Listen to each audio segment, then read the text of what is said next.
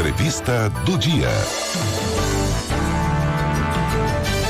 E nós estamos recebendo aqui nos estúdios da Rádio Difusora, na nossa entrevista do dia, o dirigente regional de ensino, Cândido José da Silva, Ele está conosco aqui para fazer um balanço, até porque nós estamos aí vivendo um ano que foi diferente na educação aqui em Fernandópolis, porque todas as escolas adotaram aí o ensino integral. E é hora de fazermos um balanço aí. Estamos fechando o ano, professor. Bom dia. Bom dia, Cabreira. Bom dia aos ouvintes da Rádio Difusora. Realmente nós tivemos um ano bem diferente para a educação aqui em Fernandópolis, com a implantação do ensino integral em todas as escolas. Então, universalizar o ensino integral foi um grande desafio que assumimos com o governo estadual e, felizmente, caminhamos bem ao longo do ano.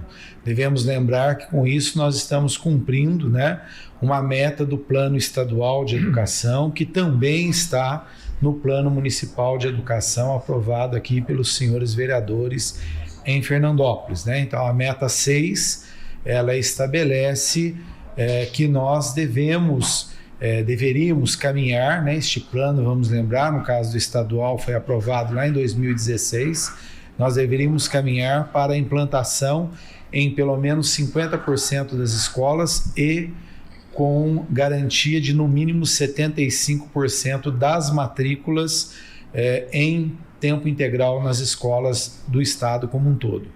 Então, fizemos a nossa parte aqui em Fernandópolis, em termos de município, então nós batemos essa meta e estamos caminhando também agora para o próximo ano em outras regiões do estado que também passarão a universalizar o atendimento em tempo integral. Qual a avaliação que o senhor faz exatamente da operacionalização desse ensino integral? Nós tivemos que fazer algumas adaptações para que ele pudesse funcionar em todas as escolas.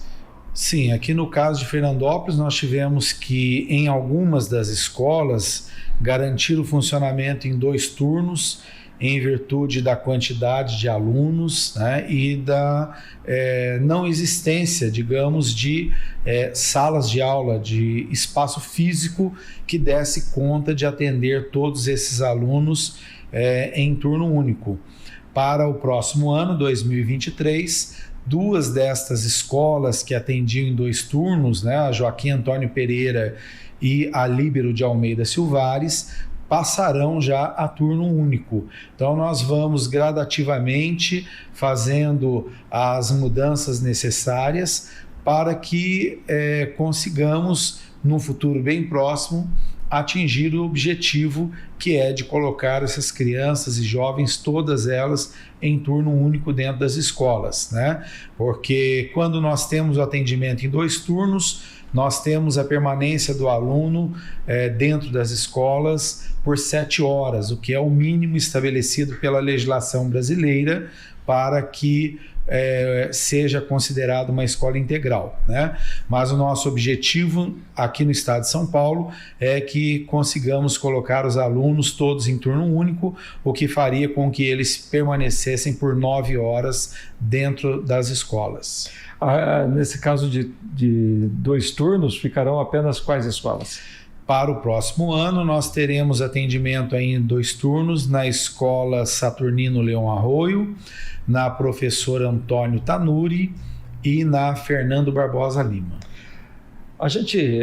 O CAFRO tem integral um turno único. Turno único. Turno único, No turno, então, nós não temos mais nenhuma escola de ensino médio aqui na cidade. Nós temos ainda 2 escolas atendendo no período noturno para os alunos que não podem permanecer na escola por um longo período de tempo, que seriam as escolas Joaquim Antônio Pereira e a Antônio Tanuri. Então, ambas permanecerão no próximo ano, também atendendo alunos em tempo regular, Nós temos que entender, inclusive, a dificuldade da nossa sociedade, infelizmente, uma sociedade onde as famílias, por vezes, precisam que seus filhos trabalhem, exerçam alguma função remunerada ou até mesmo cuidem de irmãos menores para que os pais possam trabalhar, já que nós temos ainda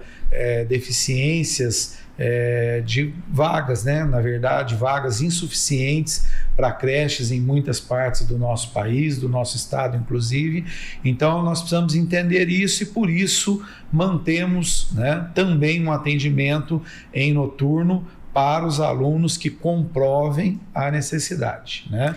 É exigido nestes casos comprovação, porque a meta realmente é que nós consigamos atender a todos no período diurno em tempo integral. O noturno seria realmente uma exceção para aqueles que necessitem de trabalhar. Professor Cândido, bom dia. O senhor falou que mantém ainda essas turmas no período noturno. Logicamente, a carga horária reduzida, o número de aulas reduzido. Isso prejudica no aprendizado do jovem? Compromete aí o conteúdo do que aquele que frequenta período integral, aquele que frequenta somente o período noturno? Com certeza nós não podemos comparar e não vamos conseguir, né, que o aluno que frequente à noite, Giovana, tenha um mesmo desempenho, um mesmo desenvolvimento do que o aluno que frequenta durante o dia a escola vai conseguir, né? Nós temos dados de universidades brasileiras, por exemplo, da Universidade de São Paulo, realizou um estudo recente com os alunos das escolas de período integral do estado de São Paulo, fazendo um comparativo com os alunos que frequentam o período parcial, né, que frequentam então uma classe comum, não em tempo integral, e ficou demonstrado, por exemplo, por esses estudos, que os alunos que frequentaram em tempo integral, eles tiveram um desempenho 60% maior do que os alunos que frequentam em tempo parcial. Por isso a nossa luta de colocar, né, todos em condições de frequentar as escolas em tempo integral. Eu poderia aqui também citar um estudo muito importante, muito relevante, feito pela Universidade Federal de Santa Catarina, quando os pesquisadores conseguiram demonstrar, por exemplo, que os alunos que frequentam as escolas de tempo integral, que frequentaram as escolas de tempo integral, eles tiveram maior facilidade de chegar ao mercado de trabalho, de ocupar uma vaga no mercado de trabalho, e esses alunos, inclusive, possuem uma remuneração 30% maior do que alunos que frequentaram o tempo parcial. Agora, professor, o ano foi, na verdade, trouxe todas essas novidades da Escola de Ensino Integral e foi também praticamente a retomada do ensino presencial após a pandemia. Como é que, juntando a novidade do ensino integral, a retomada, houve possibilidade de compatibilizar tudo isso aí e fluir bem? Sim, né, Gabriel? Tivemos que fazer um trabalho muito grande. Os professores tiveram que se esforçar muito ao longo do ano, mas a verdade é que os prejuízos causados pela parada durante os anos de 2020 e 2021, em virtude da pandemia, eles vão demorar um pouco mais para serem, né, recuperados. Os estudos mostram que nós tivemos uma regressão na aprendizagem dos nossos alunos em torno do equivalente a 7 anos somente pela parada em razão da pandemia. O que a gente precisa entender é isso, que em educação não é igual uma obra. A obra você parou em razão da chuva, por exemplo, ou faltou dinheiro, faltou material, você para uma construção por um mês, né? Depois de um mês você retoma ela daquele ponto onde tinha parado. Na educação é diferente. Quando nós temos um aluno fora da escola, cada dia que este aluno fica fora da escola representa um atraso de 3 a 4 dias na aprendizagem desse aluno. Então não é apenas deixar de aprender, mas ele, vamos dizer assim, ele regride nas aprendizagens que ele já tinha desenvolvido ao longo do seu tempo de estudo. Então, este período da pandemia ele foi muito forte, muito desastroso para a educação no Brasil e no mundo, né? E aqui no estado de São Paulo, nós também tivemos os prejuízos com isso. Então, todos os dados, todas as pesquisas, fizemos muitas avaliações para entender qual foi o prejuízo gerado pela parada da pandemia e para entender de que forma nós deveríamos trabalhar para recuperar de forma mais rápida esses prejuízos causados. Então, começamos uma série de atividades, uma série de programas como Aprender Sempre, por exemplo, no qual nós tivemos todo um trabalho de reagrupamento de alunos de acordo com as habilidades em defasagem, para que nós pudéssemos atender melhor esse estudante dentro da escola, tentando, logicamente, diminuir esses prejuízos, que, repito, vão demorar ainda um certo tempo para que esses alunos recuperem essa aprendizagem perdida em razão da parada da pandemia. Professor, nós estamos finalizando o ano letivo de 2022, né? E tiveram muitos alunos que ficaram pendurados, digamos assim, no meu tempo falava que ficou pendurado, né? Que quase reprovou, que reprovaram, na né? Na minha época ficava para exame segunda época. Imagina, o meu ficava pendurado. Falava, ficou pendurado, vai para recuperação. Se não passar na recuperação, aí lascou. Aí vai ter que repetir o ano. Mas em decorrência aí dessa dificuldade na retomada do aprendizado por conta da pandemia? Não, Giovana, não temos assim uma quantidade grande em razão disso, né? Porque, como eu disse, nós iniciamos uma série de atividades para tentar conseguir a recuperação de aprendizagem desses alunos, né? Como, por exemplo, o projeto Aprender Sempre. Com esse projeto, nós pudemos, por exemplo, reagrupar alunos dentro da escola, independente do ano série em que eles deveriam estar frequentando, para um número X de aulas a cada dia, onde eles iriam ter um professor trabalhando especificamente as habilidades em defasagem que aquele grupo de alunos, que aquele agrupamento possuía naquele momento, né? Também devemos lembrar que, em razão de termos universalizado o atendimento em nossas escolas em tempo integral, isso também colaborou bastante para minorar os prejuízos causados pela parada da pandemia, já que nessas escolas os alunos têm acesso, por exemplo, a aulas de orientação de estudo, a aulas de projeto de vida. Então, o tempo deste aluno maior dentro das escolas, com a dedicação maior do professor, do gestor que lá está, isto trouxe uma possibilidade de nós conseguirmos partir para o encerramento do ano letivo sem que houvesse um grande número de alunos assim.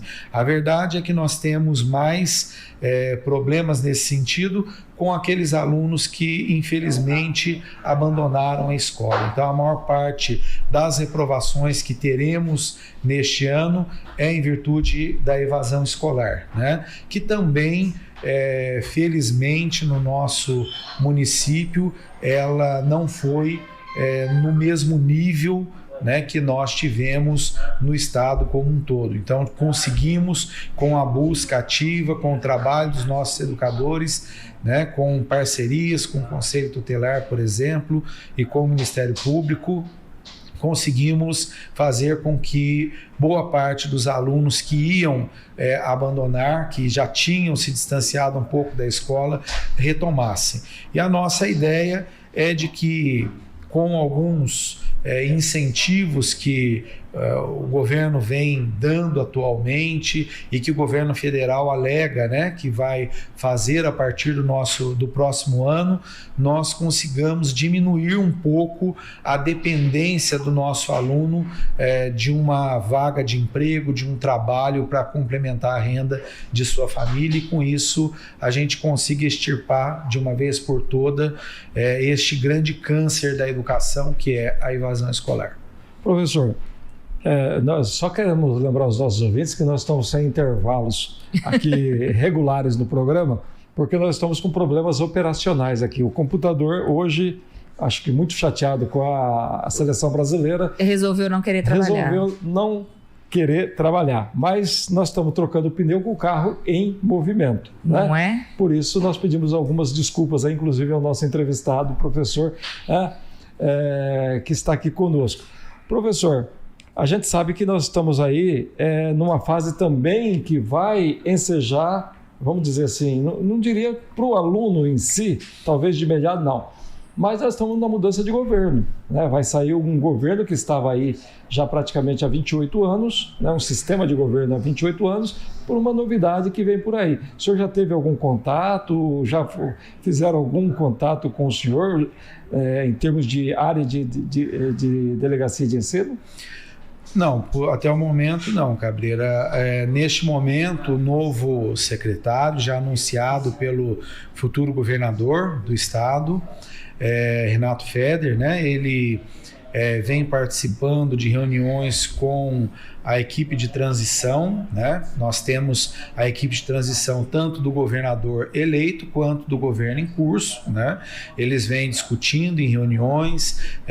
A verdade é assim, é um tempo para que o próximo secretário e sua equipe, né, tenham contato com aquilo que foi feito, com a situação que se encontra a educação no estado de São Paulo, para que eles possam planejar aquilo que deverão propor para a rede de ensino do estado de São Paulo no próximo ano. Então, este contato com as diretorias de ensino, nesse sentido, ele por hora ainda não aconteceu, né? No momento, ele é um contato que vem se dando apenas com a cúpula da secretaria, então é um contato do futuro secretário. Ainda não chegou ainda na área do interior, assim, das áreas regionais. Exatamente, é um contato do futuro secretário com o secretário atual e as equipes lá na secretaria em São Paulo, e futuramente acredito que após a posse, né,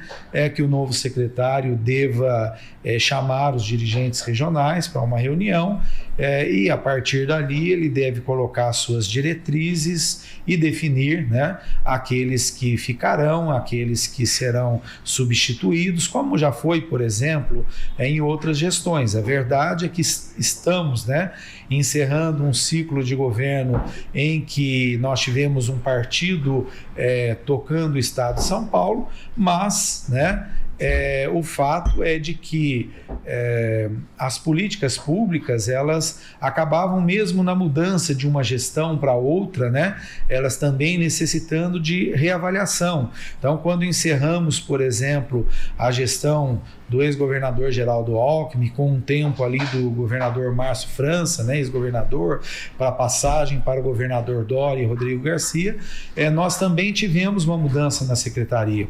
E o secretário, naquele momento, ele também chamou a equipe toda de dirigentes, são 91 no estado de São Paulo, fez uma avaliação, submeteu todos a uma avaliação, né? Então, todos nós fomos avaliados, e aqueles que foram considerados pela equipe que assumia naquele momento bem avaliados e com capacidade de liderança e gestão, foram mantidos, né? Foram 2/3 mantidos, 1/3 foi trocado naquele momento.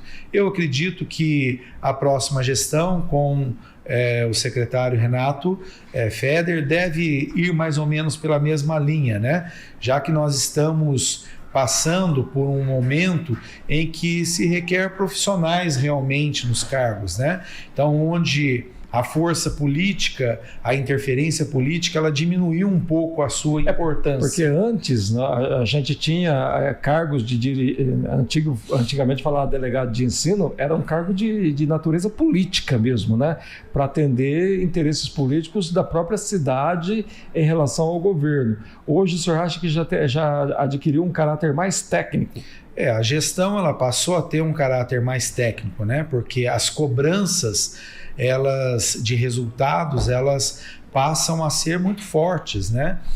A partir do momento em que se entendeu que nós devemos trabalhar para buscar na educação bons resultados, buscar melhoria na aprendizagem, né? Buscar avanço para os estudantes. Então não temos mais um período como já foi no passado, onde a política interferia muito. Obviamente a política tem sua força, né? A gente não pode negar, existem deputados federais, deputados estaduais, prefeitos, todos eles aí têm os seus interesses, mas o governador eleito, que deverá tomar posse no próximo dia 1º de janeiro, ele vem anunciando que quer uma equipe técnica, não é isso?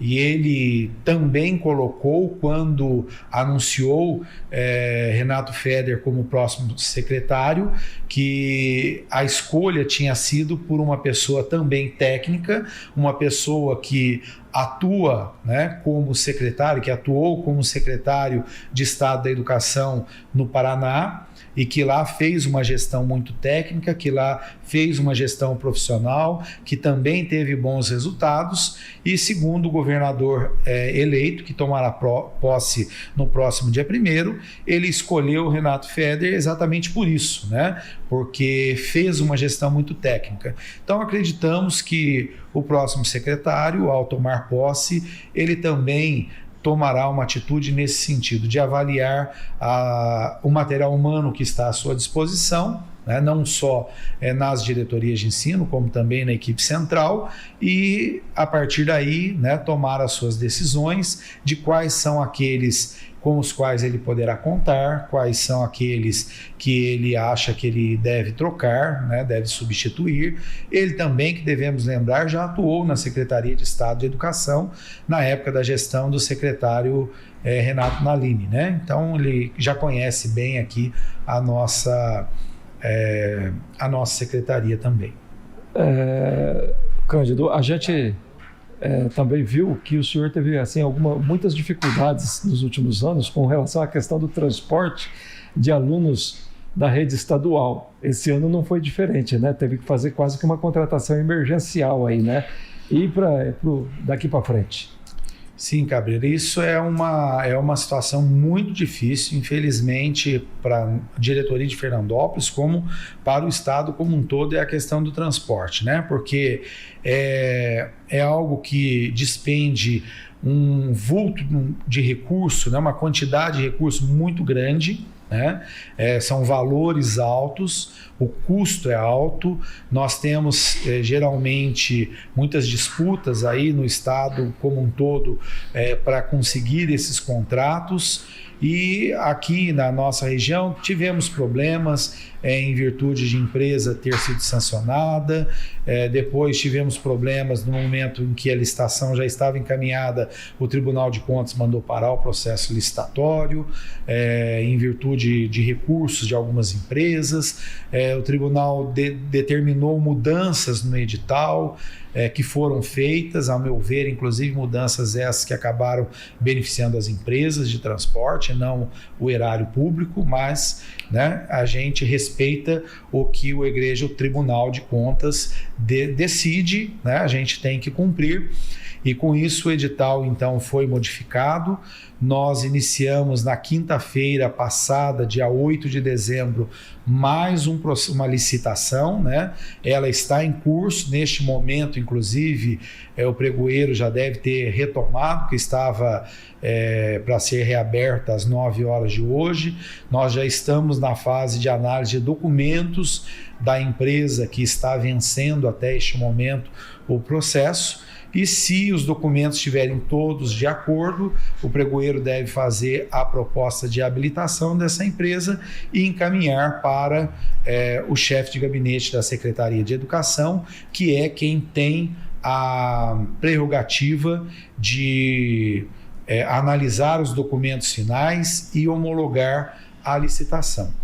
Esperamos, né, que este processo, ora em curso, seja homologado. O contrato emergencial ele vai até o dia 28 de janeiro, então nós esperamos que ele seja homologado antes, para que a gente inicie o ano letivo em fevereiro com o transporte, desta vez licitado, sem a necessidade de uma dispensa de licitação. Quanto monta um contrato desse? Quantos alunos são transportados? Quantos ônibus são necessários para fazer esse transporte, professor? Atualmente nós estamos pagando em torno aí de R$500 mil a cada mês para a realização do transporte, né? São necessários em torno de 40 veículos, né? E são aí transportados em torno de 1.000 alunos aqui no município de Fernandópolis. É um custo alto, né, professor? Custo muito alto, como eu disse, né? E a gente, logicamente, a nossa parte enquanto diretoria regional de ensino, a partir do momento que a habilitação for homologada, é logicamente de acompanhar a execução desse transporte com o gestor que for nomeado para isso, né? Para que o serviço seja feito da melhor maneira possível para atender os nossos estudantes, porque, como eu disse, é muito dinheiro gasto, né? Dinheiro público, dinheiro do povo, portanto, e a gente deve zelar para que o serviço seja feito da maneira como estabelecido em contrato. Professor, o ano letivo vai até dia? Dia 23 de dezembro seria o último dia letivo. Isso. E a retomada no ano que vem? A retomada está prevista para a primeira segunda-feira de fevereiro, se eu não me engano. Acho que dia 6, né? É isso, eu ia dizer, dia 6 de fevereiro, se não me engano. Dia 6 de fevereiro. E claro, sempre a expectativa de que no ano que vem a gente consiga parar todas as arestas necessárias e o carro e o fluxo, né, ganhar mais normalidade ainda, né, professor?